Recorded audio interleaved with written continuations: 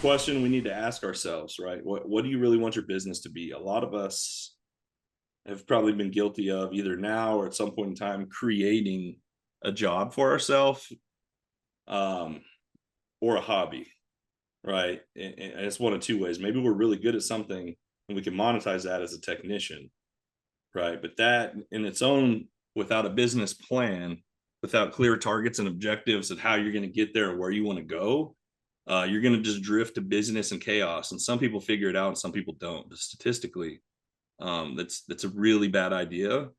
But I would say, that's probably where 98% of people end up starting and operating. The other one would be somebody does something that is a passion project that they really love.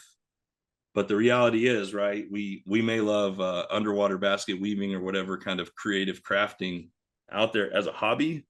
But if there's not a demand for it in the marketplace, it will never be anything more than that, even if you're the best in the world at it, right? And I think that's where a lot of people get stuck.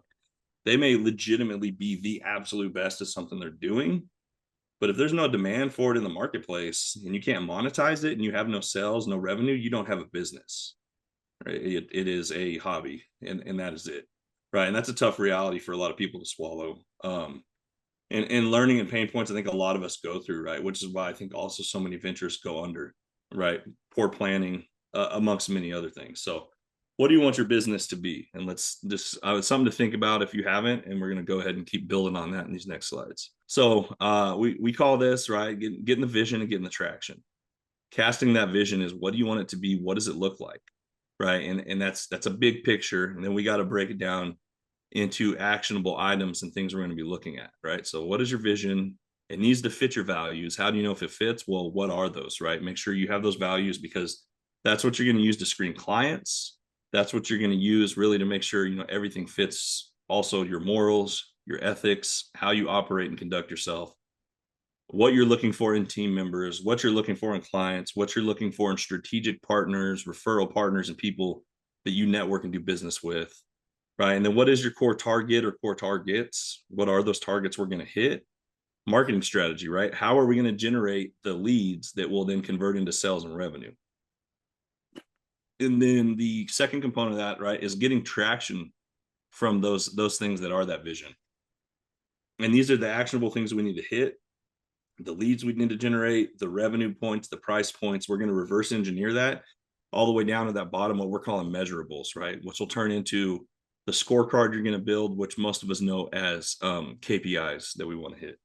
So talked about it, right? The vision, we need to paint a clear picture, what you want to achieve, and define the overall purpose and direction of the company. So this is kind of that compass, right? That North Star we're looking at here. And another thing I want to add to the vision is myself, I'm a visionary, and really any founder and leader, you have to have those visionary components to get something off the ground.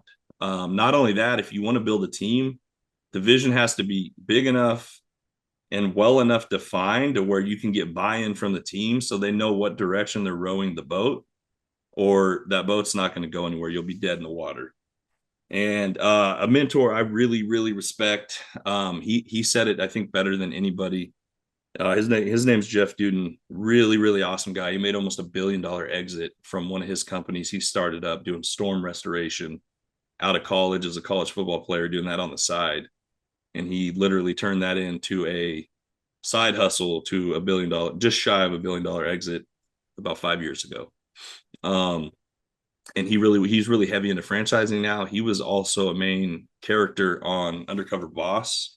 They did a whole episode on him that was pretty cool. Really, really, really good guy. Somebody I really align with values wise. And one of their big missions that they did was with Advanically in his company was St. Jude's Children's Hospital, right? They have patients nationwide, right? Kids, pediatric patients that are really sick. And one thing that they built into every single franchise they did nationwide was, if they had a kid that was a patient of St. Jude's in their territory, anywhere in the country, whoever it fell on, right, that had whatever state or whatever region, that they would 100% cover whatever it is, right? So if there was a roof leak, if there was a mold issue, whatever it was, right? And we're talking, multi 5-figure extensive overhauls and projects. that they would absolutely cover it out of pocket, right? And that's significant. It's also, that's really big, right? Most organizations and most of us just aren't in a position to where we could do that if we wanted to. So, a lot of respect for him on that. And I think it's something really cool.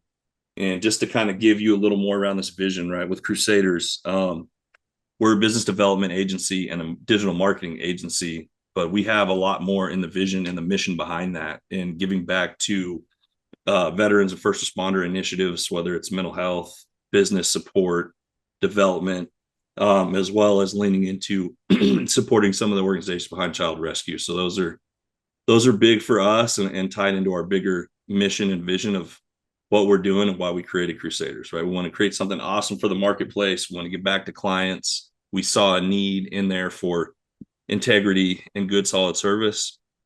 And then that's kind of something bigger in the vision behind the scenes, right? That a lot of our clients don't necessarily get to see, but we probably should do a better job communicating. And if you guys have any initiatives that you have or missions you're fulfilling with your business that are helping power what you're doing, I recommend you guys probably trying to tie that in more too. And we could talk more about that around your marketing strategy when we get there. And to circle back to that long-winded statement, so what Jeff said was a good visionary and a good leader will cast a vision big enough to where everybody else on your team and your organization's goals will be able to live, thrive, and fit inside of it. And I think we all know vision. We all have a general idea of it. We throw that as like a buzzword around quite a bit because it sounds cool, but what really is it? And I like that definition the best myself, right? Because that's the thing too. If you cast your vision too small, or it's too narrow or single-minded, or only to serve yourself, you're gonna run off partners, you're gonna run off team members, you're gonna run off top talent, right? If they're like, oh, I'm gonna come in and the ceiling's here and it's already capped, you're gonna lose A players, and you can't run a great organization without A players and good people, right? So to get proper buy-in, people need to know that they have room for advancement, they have room for growth, and in those areas. So it's really important to ask your team what they want and what that looks like, and to make sure that they're in alignment with the vision that you've set. So the checklist that we need to hit, right? We're gonna cover core values, what our target is, your 10-year plan, your 3-year, year one. We're gonna get down into the 90-day, what we call quarterly goals and rocks. Your marketing strategy, everything needs to have a date on it. Also, we need to be tracking revenue again, right? Because we're running for-profit businesses, or at least attempting to, and that is the goal. So we need to know what our revenue is, but also you need to know what your margin is. So we need to be tracking profit, right? That's something that's also there are 8 and 9-figure companies out there that have no profit margin, that are more profitable than those companies. So that's something important, and you don't know that, and you can't manage that if you don't measure it, right? So making sure you have your measurable set is really, really important on what you're going to track and how often you're going to do it. So we touched on this traction, right? This breaks down into your 1 year, and this is where a lot of your focus should be outside of your initial vision, right? What is your 1 year target, and what are your 90 days? Because those are things you could really move the needle on right now pretty quickly. And then another thing is when you're implementing this, if you don't already have a list, you need to figure out what your issues are, right? We all have them. They will change. New ones will arise. Just when we think we're doing good, another one will pop up, right? That's welcome to doing business. So we need to know what those are, though, so that we can address those. And we address those both in quarterly goals and rocks, as well as when we get into one of our next sessions weekly during the IDS portion as far as solving those. So here we're looking for measurable progress and targets we're going to set based on KPIs and reverse engineer those action items. So we talked about that, right? What are we looking for the 1 year plan? We want a date. We want to put dates and numbers on everything: revenue, margin, and what are those measurables, right? What does it look like? What are the things that you need to do to hit that 1 year total goal, right? Like, cool, everybody can throw up, we want to do $1 million in the next year from startup. Awesome. But what does that look like? And what do you need to do to make sure that you see that through and that happens, right? That's a whole lot of actionable items and action that needs to be taken. And we're going to be doing the exact same thing for our quarterly, right? We do quarterly sprints, and then we reset targets and planning every quarter. So we just had our last team planning session for Q3, right? Because we're wrapping up Q2 at the end of this month. So we just had our Q3 planning session and reset targets, goals, recapped where we were for Q2. And even if you're owner operating by yourself, these are things you still should be looking at and measuring, regardless.